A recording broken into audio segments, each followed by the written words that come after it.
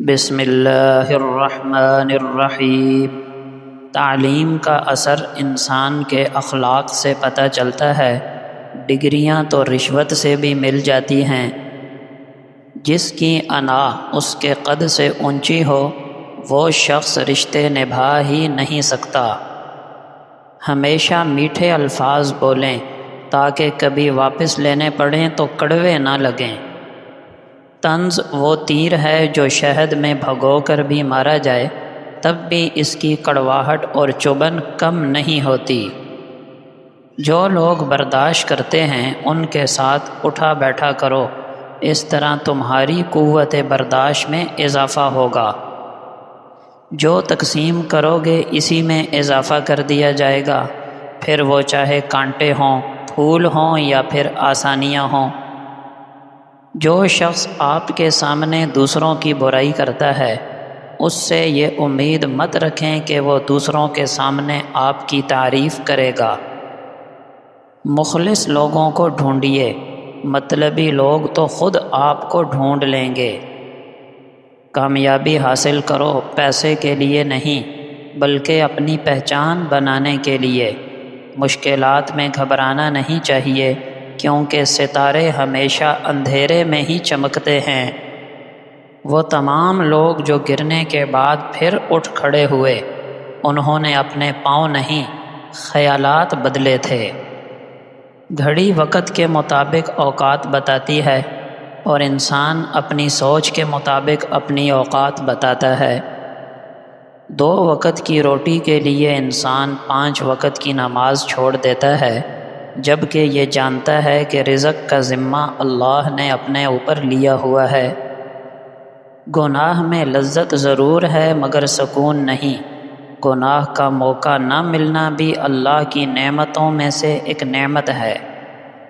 کسی کی موم بتی بجھا دینے سے آپ کی روشنی زیادہ نہیں ہو جاتی۔ دنیا کو نہیں بلکہ دنیا بنانے والے کو راضی کرو۔ شک اور خوف دل کی دنیا کو 2 حصوں میں تقسیم کر دیتے ہیں۔ یہ بڑی بات نہیں کہ تم عطر سے اپنے کپڑوں کو مہکاؤ، بلکہ مزہ تب ہے جب تمہارے کردار سے بھی خوشبو نکلے۔ گندگی کے آس پاس رہنے والا آخر بدبو کی حس کھو دیتا ہے۔ غلط افکار بھی ایک گندگی ہیں، پہلے برے لگتے ہیں پھر ماحول کے اثر سے بھلے لگنے لگتے ہیں۔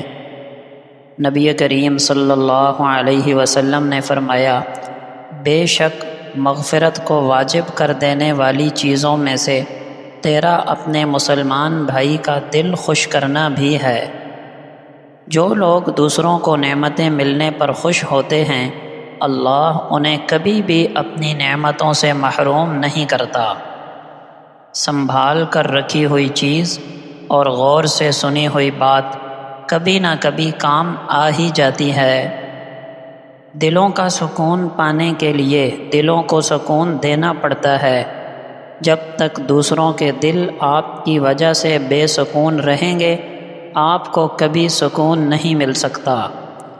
نبی کریم صلی اللہ علیہ وسلم نے فرمایا، صدقہ مال کو کم نہیں کرتا اور معاف کر دینے سے اللہ بندے کی عزت بڑھا دیتا ہے۔ نہ جانے کون سی شہرت پہ انسان کو ناز ہے، انسان تو اپنے آخری غسل کا بھی محتاج ہے۔ یہ قدرت کا قانون ہے کہ جو انسان کسی کو استعمال کر کے اور اسے دھوکہ دے کر اپنی خوشیاں حاصل کرتا ہے وہ کبھی نہ کبھی خود اس سے بھی زیادہ دوسروں کے ہاتھوں استعمال ہو کر زندگی میں دکھ سہتا ہے۔ نبی کریم صلی اللہ علیہ وسلم نے فرمایا، میں جنت میں تھا کہ مجھے کسی کے قرآن پڑھنے کی آواز سنائی دی۔ میں نے پوچھا یہ کس کی آواز ہے؟ مجھے بتایا گیا حارثہ بن نعمان کی۔ آپ صلی اللہ علیہ وسلم نے فرمایا، والدین سے نیکی کرنے کا ایسے ہی صلہ ملتا ہے۔ حارثہ بن نعمان سب سے بڑھ کر والدہ کے ساتھ نیکی کرنے والے تھے۔ ہم لوگ جسم سے میل تو صاف کر لیتے ہیں لیکن کیوں دلوں سے نفرتیں صاف نہیں کرتے؟ دنیا کا بہترین لائف سٹائل یہ ہے کہ اپنی آمدنی میں گزارا کرنا سیکھیں، کسی سے فراڈ اور دھوکہ مت کریں، سچ بولیں اور ہمیشہ حلال کھائیں۔ لوگوں کے دکھ بانٹیے، اگر یہ نہیں کر سکتے تو ان میں اضافے کا سبب بھی نہ بنیے۔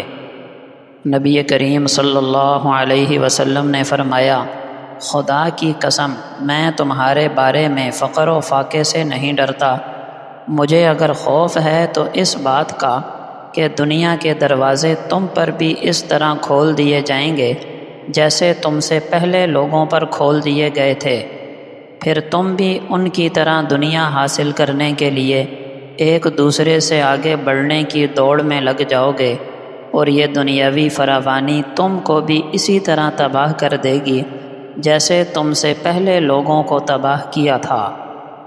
حضرت انس رضی اللہ عنہ سے روایت ہے کہ نبی کریم صلی اللہ علیہ وسلم نے فرمایا، جب مسلمان کسی جسمانی آزمائش سے دوچار ہو جاتا ہے تو فرشتے سے کہہ دیا جاتا ہے اس کے وہ اعمال صالحہ لکھتے چلے جاؤ جو وہ پہلے حالت صحت میں کیا کرتا تھا، اگر وہ اسے شفا بخش دے تو وہ اسے گناہوں سے پاک صاف کر دیتا ہے، اور اگر اس کی روح قبض کر لے تو اسے معاف فرما دیتا اور اس پر رحمت فرماتا ہے۔